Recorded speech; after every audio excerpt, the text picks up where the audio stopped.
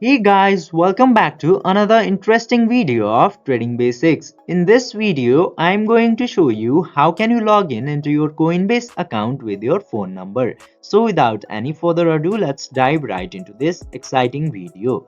Now in order to do that, just simply open any of your browser into your device.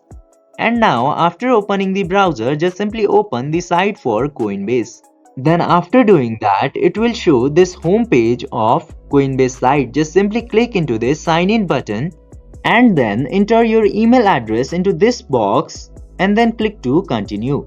And then after doing that, it will show this tab which will ask for the permission into other device. Now you have to click into this button down here, and after that you can choose receive a text message into your phone number option into here. Just simply click into that. Then after clicking, Coinbase will send a 6-digit code into your phone number.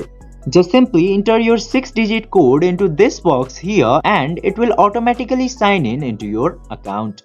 Now click to not now, and as you can see here, after a short processing, my account is successfully logged in into here. By following these very easy steps, you can also log in into your Coinbase account with your phone number. I hope this video was helpful for you. If yes, don't forget to like, share and subscribe to the channel to never miss another update. Thank you for watching the video.